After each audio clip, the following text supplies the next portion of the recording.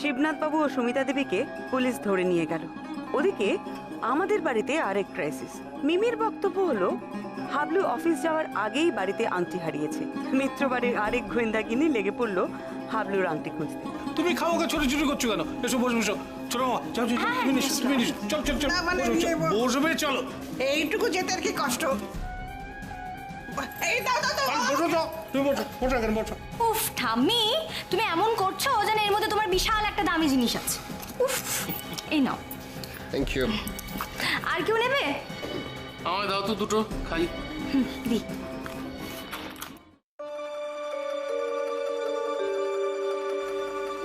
কি হলো মৌমা? চেনা কাউকে খুঁজে পেলে কৌটোর ভেতর?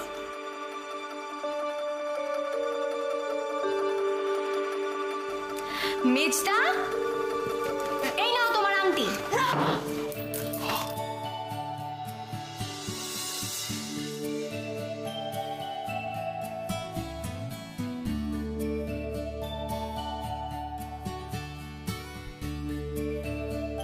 এই আংটিটা এখানে এলো কি করে?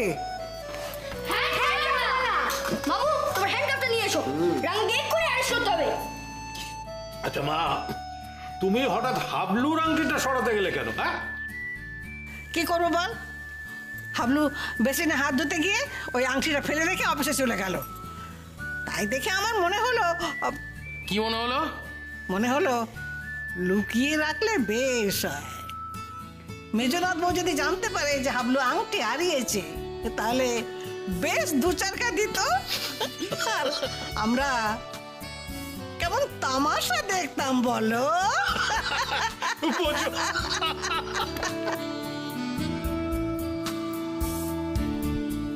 আজ আমি খুব খুশি। আজ তুমি যা চাইবে আমি তাই তোমাকে দেব। আজ আমি কল্পতরু হয়েছি। বলো তোমার কি চাই? আমার আর কি চাই মাসিমা, আমার আসল জিনিস তো আমি কাল রাত্রেই পেয়ে গেছি। পাকাল বাবুর কাছে আমাকে ভালো গোয়েন্দা বলেছে। তা বললে তো হবে না, আজ তোমাকে কিছু চাইতেই হবে। ঠিক আছে, আপনার কাছে আমি 3টে বর চাইব। বেশ। 1 নম্বর হলো আজ দুপুরে আমরা আপনার হাতে রান্না খেয়ে এখান থেকে যাব। খুব ভালো। আর 2 নম্বর হলো আমরা মাঝে মাঝেই আপনার রান্না খেতে এ বাড়িতে চলে আসব।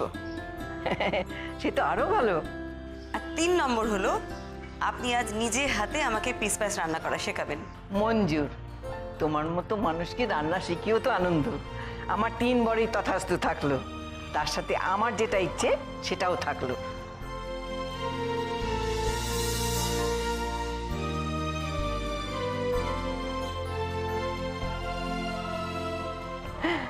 নামটা শুনতে অদ্ভুত হলেও রান্নাটা এমন কিছু জটিল নয়।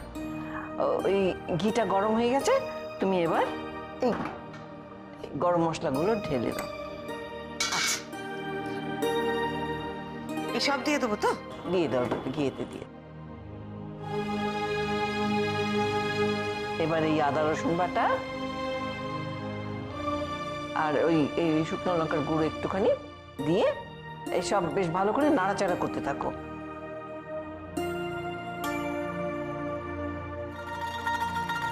তারপরে গোটা পেঁয়াজটাও দিয়ে দিও।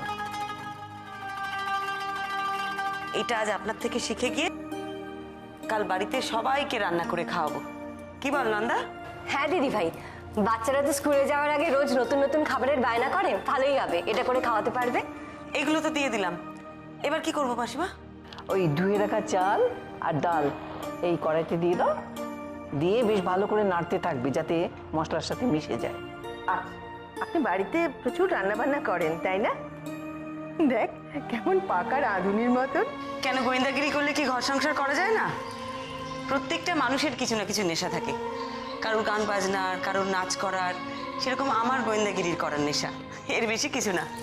এবার পরিমাণ মতো নুন, তারপরে ওই কুচনো ধনে পাতা আর পুদিনা পাতা দিয়ে ভালো করে নেড়ে চেড়ে জলটা দিয়ে দাও, তারপরে ঢাকা দিয়ে দাও। হ্যাঁ, একটু কম আঁচ করে দিলে আস্তে আস্তে সিদ্ধ হয়ে যাবে।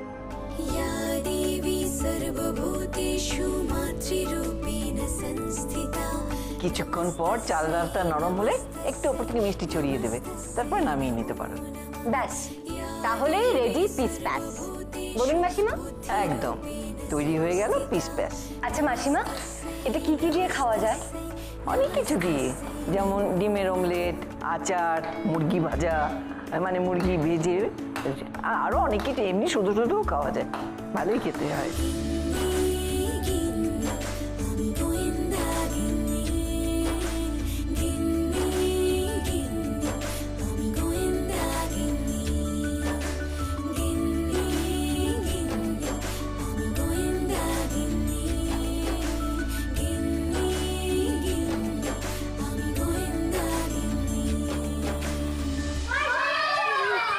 আচ্ছা আস্তে আস্তে আস্তে বাবা, ভেতরে ঢুকতে দাও। তারপর কি খবর? মা কাম্মা কেউ বাড়িতে নেই, পড়াশোনা ডকে উঠেছিল তো? একদমই না, ওর বোতামের উঠেছিল। আচ্ছা আচ্ছা, বোতাম হোমওয়ার্ক করতে নাকি বাড়িতে এসে খেলা আর কার্টুন চালু হয়ে যেত? আরে বাবা, আমার খবর পড়ে নেবে, আগে বলো ওদিকে কি সলভ করতে পারলে? সাহস দেখেছো, উল্টে আমাদের জিজ্ঞেস করতে দেবো কানটা মুলে। এই নাও জল খাও। আমাদের সবারই তো খুব জানতে ইচ্ছা করছে ওদিকে কি হলো, বলো একটুখানি। কোটি কোটি টাকার গয়না কি করে পেলে, কে চুরি করেছিল? আর কোটি কোটি সব মিলিয়ে কয়েক হাজার হবে মাত্র। কি বলছো গো এসব? 1000 টাকার গয়না? এদিকে যিনি বলে গেলেন। আরে সব নকল গয়না। ওই মামা বাবু নকল গয়না দিয়ে আসল গয়না আদায় করার চেষ্টা করছিল। ও বাবা, বড় বৌমা, তাহলে তো এই 3 দিন তোমার একবারে বরবাদ গেল। হ্যাঁ না মা, একেবারে বরবাদ যায়নি। মাসিমা এই কদিন আমাকে অনেক ভালো মন্দ রান্না করে খাইয়েছেন, আর অনেক রান্নাও শিখে এসেছি। ও বড় গো, এই নিরামিষ রান্না শিখে এসছো তো? হ্যাঁ, আমাকে রান্না করে খাবে তো? খাওয়াবো ঠাম্মা, খাওয়াবো। কতদিন তোমাকে রান্না করে খাওয়াইনি বলো তো? হ্যাঁ, তবে মা জানেন তো, ওই মেয়েটার মামা সেটা কি বদমাইশ লোক। দিদিভাই না থাকলে বর্ষাটা একেবারে সর্বশান্ত হয়ে যেত। সে তো সব বুঝলাম, কিন্তু এই নকল গয়না চুরি যাওয়ার জন্য কি পারিশ্রমিক দেবে? শরীর খারাপ নিয়ে তো গেলে, মাথাও খাটালে, ওই খাইয়ে দাইয়ে ছেড়ে দিয়েছে তো? হ্যাঁ না মা, এটাও দিয়েছে মা। বৌমনি, বৌমনি এসো না, আমার সাথে দরকারি কথা আছে। না না, কোনো দরকারি কথা না, ওরা এক্ষুনি এসছে, এখন যাবে না। দরকারি কথা আছে, এসো না বৌমনি। কি হয়েছে বলবি তো আমাকে? ও মামা, হ্যাঁ শোনো না, তোমরা তো আজকে গয়না চোরকে ধরলে, আর আমরা জানো আংটি চোরকে ধরেছি। হ্যাঁ, জেমেজকা বিয়ের আংটি চুরি করেছিল। সে কি হাবলুর আংটি চুরি গেছিল নাকি? হ্যাঁ, মোটেই আমরা ধরিনি, কাম্মা ধরেছে। কাম্মা এখন তোমার মতো গোয়েন্দা হয়েছে গো। না গো দিদিভাই, ওসব কিচ্ছু না, ছাড় তো সব। না না, কি হয়েছে? কি আংটি চুরি করেছিল? ওই যে রাঙা। হ্যাঁ ঠাম্মা, হ্যাঁ, মায়ের কথা শুনলে তোমরা হাসবে। আসলে হাবলুকে বকুনি খাওয়াবে মেজ বৌমার থেকে, সেই জন্য আংটিটা লুকিয়ে রেখেছিল। জানো দিদি ভাই, আংটিটা কোথা থেকে পাওয়া গেছে? ঠাম্মার সুপুরির কৌটো থেকে, ওখানে লুকিয়ে রেখেছিল। হ্যাঁ, তোমরা জন্মে খুঁজে পেতে না, যদি না ওরা পান সুপুরি খাওয়ার বায়না ধরতো। না না না, মিমি তো বললো হাবলু অফিস যাওয়ার সময় ও আংটিটা হাতে দেখেনি। মিমি? হ্যাঁ, যে দুপুরবেলা খেয়ে বিকেলে মনে করতে পারে না খেয়েছে কি খায়নি, তার দেখা আর না দেখা। এই তোমরা তোমরা সর করে জেনেছো যে ওটা আমার কাছে আছে। হ্যাঁ, আর আমি চারে ঢুকেছিলাম, তখন আমার জিনিসপত্র সব ঘাটাঘাটি করেছো। মোটেই না, আমার তো প্রথম থেকেই মনে হয়েছিল বাড়ির জিনিস বাড়িতেই আছে, কোথাও যায়নি। আর জানো তো দিদি ভাই, কেউ যদি ওই পানের ডাবরটা কেউ যদি ধরতে চাইছে, তখনই ঠাম্মা রেগে যাচ্ছে, প্রচন্ড রেগে যাচ্ছে তার উপর। ব্যাস, আমি তখনই বুঝে গেছি। দিদি ভাই, তুমি থাকলে তো তুমি 1 মিনিটে ধরে ফেলতে পারতে।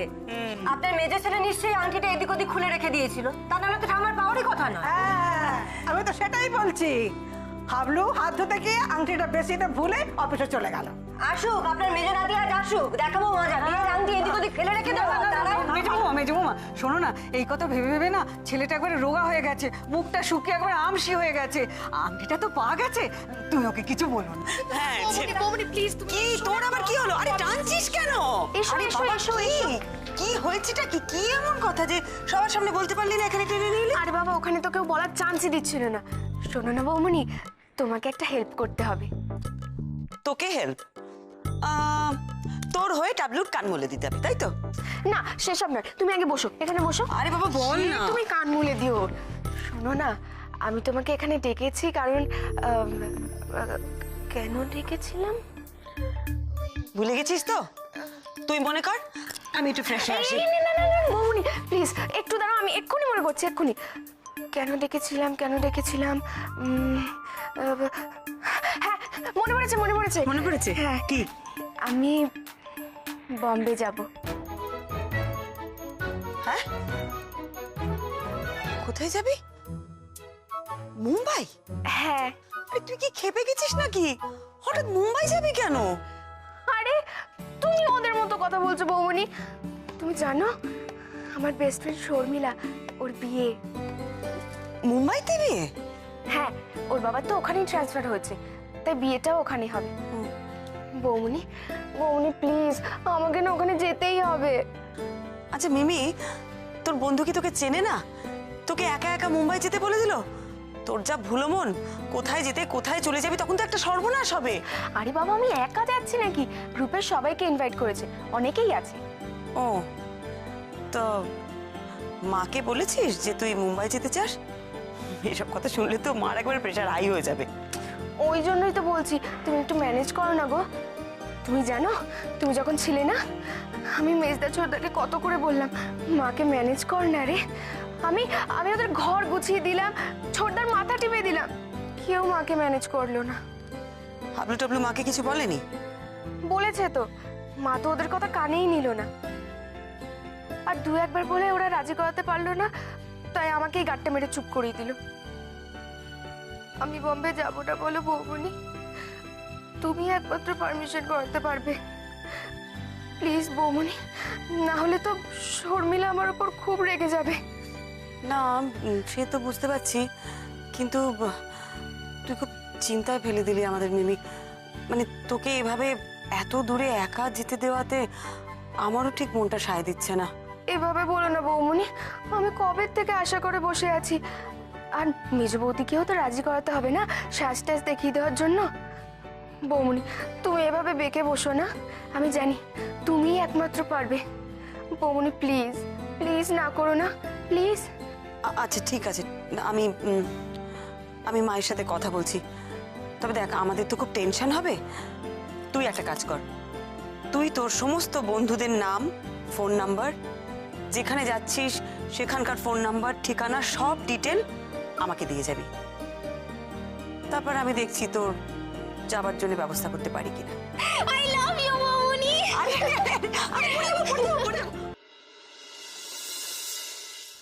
এই কদিন কি কেস নিয়ে খুব ব্যস্ত ছিলে?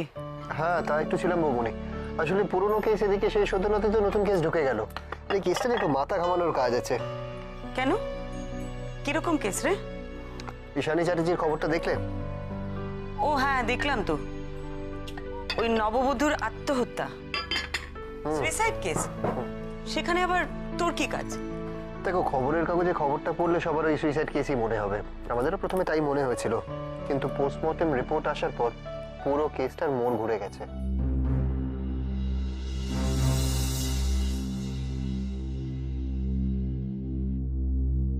মোড় ঘুরে গেছে মানে? ওইটা সুইসাইড নয়, মার্ডার।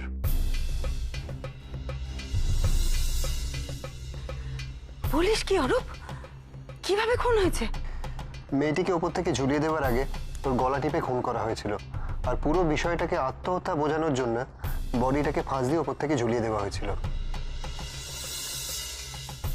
মেরে ঝুলিয়ে দিয়েছে? কাগজে পড়লাম মাত্র 4 মাস আগে নাকি বিয়ে হয়েছে। তা ওর শ্বশুর বাড়ির লোকজন কি বলছে? কেউ কিছু জানে না বলছে। আজকে অ্যারেস্ট করা হয়েছে, কালকে কোর্টে তোলা হবে। হ্যাঁ রে, মেয়েটির স্বামীর ওপরেই কি মূল সন্দেহ? এক্স্যাক্টলি। ঈশানী বাড়িতে একা ছিল, আর হাজবেন্ডই বাড়িতে এসে বডিটাকে আবিষ্কার করে।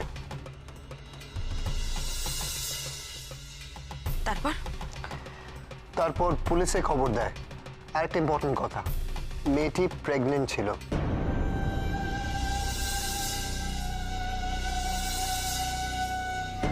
খুনটা কিসের জন্য করেছে বলে তোর মনে হয়? মানে কোনো পন্টনের ব্যাপার ছিল কি? ওর বাড়ির লোকজনদের কিছু জিজ্ঞেস করেছিস? পণের ব্যাপারে কিছু বলেনি, কিন্তু শ্বশুরবাড়ির লোকের ওপর ওরা খুব ক্ষেপে আছে। ওরা বলছে যে ওদের মেয়ে সুইসাইড করতে পারে না, আর কমপ্লেইনটা ওরাই প্রথমে করেছিল। তার মানে মেয়েটির বাপের বাড়ির লোকেদের সব সন্দেহ ওর শ্বশুর বাড়ির লোকেদের উপর। সত্যি তো, একটা প্রেগনেন্ট মেয়েকে কিভাবে মারবে অরূপ? আচ্ছা, ওরা কি মেয়েটির শ্বশুরবাড়ির সবার নামেই থানায় কমপ্লেন করেছে? তাই তো সবাইকে অ্যারেস্ট করতে হলো। কিন্তু ওদের অভিযোগটা কতটা সত্যি আর কতটা মেয়ে মারা যাওয়ার শোকে সেটা কিন্তু এখনো বলা যাচ্ছে না। আচ্ছা বৌমনি, তুমি কি ওদের সাথে একবার কথা বলবে? আমি? না না, আমি এসবের মধ্যে এখন ঢুকতে চাই না। কটা দিন আমি একটু বাড়িতে রেস্ট নেব। তোরা যেরকম এগোচ্ছিস এগো না। আর কাল তো আমার একটা মস্ত বড় কাজ আছে। মিমির মুম্বাই যাওয়া নিয়ে মায়ের সঙ্গে লড়াই করতে হবে। সত্যি ভালো কাজ পেয়েছি আমি একটা। তুমি একটা কাজ করো, ওটাকে না একেবারে মুম্বাই পাঠিয়ে দাও, আর যেন ফেরত না আসে। এই, এইভাবে বলছিস কেন রে? বেচারি ও কি করেছে? বেচারি? তোমার এই বেচারিটা আমার মাথা খারাপ করে দেয়। বন্ধুর বিয়েতে যাবে বলে বিদ ঘুটে সব হেয়ার স্টাইল করে এসে আমাকে জিজ্ঞেস করে কেমন লাগছে। আরে ঠিক কথা বললে উল্টে আবার রেগেও যায়। পাগল একটা। একদম পাগল বলবি না মিমিকে। খা। পাগল নয়।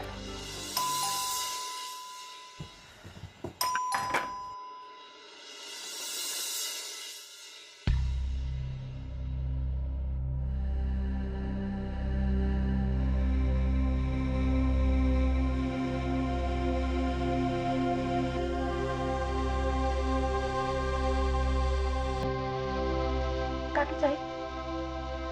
পরমা মিত্র আছেন উনি? হ্যাঁ হ্যাঁ, আপনি আসুন না, ভেতরে আসুন প্লিজ, আসুন। আমি জয়ন্তী চ্যাটার্জি, আসলে খুব দরকারি এসেছিলাম ওনার কাছে। আসুন।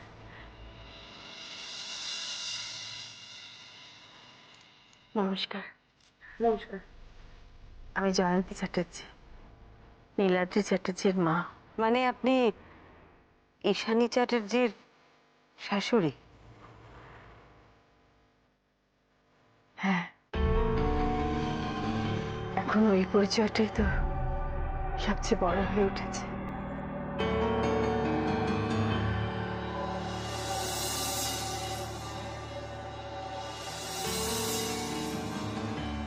কিছু মনে করবেন না, আপনাকে তো পুলিশ অ্যারেস্ট করেছিল।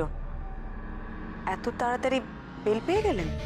হ্যাঁ, মানে আমাকে আর আমার হাজবেন্ডকে বেল দিয়েছে, কিন্তু নীলকে আর রিয়াকে, মানে আমার ছেলে মেয়েকে বেল দেয়নি। কিন্তু বিশ্বাস করুন, আমি মা হয়ে জোর দিয়ে বলছি, ওরা কিন্তু নির্দোষ, সম্পূর্ণ নির্দোষ। ওরা এরকম কাজ করতেই পারে না। লেখাপড়া জানা, চাকরি করা ছেলে, মাত্র 4 মাস হয়েছে বিয়ে হয়েছে। এর মধ্যে জীবনটা একেবারে তছনছ হয়ে গেল এই ঘটনায়। তাই জন্য আপনার কাছে ছুটে এসেছি মিসেস মিত্র। আপনি দয়া করে আমার পরিবারটাকে বাঁচান।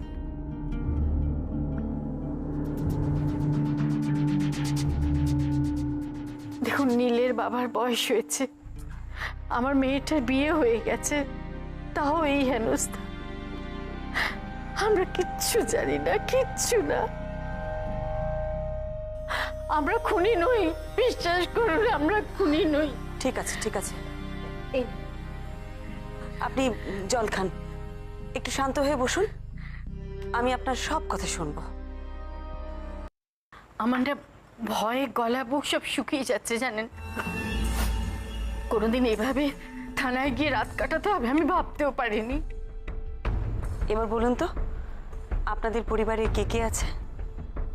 আমাদের বাড়ি ভবানীপুরের দিকে, ছোট পরিবার। আমি, আমার স্বামী, আমার ছেলে, এই নিয়ে আমাদের সংসার। আমার মেয়ের বিয়ে হয়ে গেছে, অবশ্য কটা দিন হলো আমার কাছেই আছে। আপনার স্বামী কি করেন? আমার স্বামী ব্যাংকে কাজ করতেন, বছর 2 হয়েছে রিটায়ার করেছে। আমার ছেলে সফটওয়্যার ইঞ্জিনিয়ার, একটা মাল্টিন্যাশনাল কোম্পানিতে বড় পোস্টে কাজ করে। আমরা ভদ্র, শিক্ষিত, মধ্যবিত্ত পরিবার। চাইলে আপনি খোঁজ খবর নিতে পারেন। সব খুন খারাপির কথা তো আমরা কল্পনাও করতে পারি না। ভাগ্যের ফের আর কি বলবো বলুন, গোটা পরিবার এখন আসামির কাঠগড়ায়।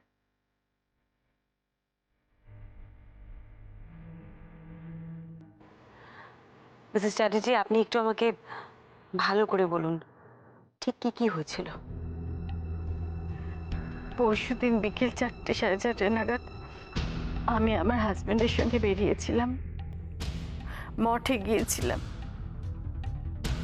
আমরা প্রায় রোজই মঠে যাই, কারণ আমরা দুজনেই ওখানকার মেম্বার। ওখানে বেশ কিছুক্ষণ থাকার পরে যখন ফিরে আসার জন্য তোড়জোড় করছি, প্রায় তখন রাত 8:45 হবে। হঠাৎ আমার ছেলের ফোন এলো, বললো তাড়াতাড়ি ফিরে এসো, ঈশানী সুইসাইড করেছে।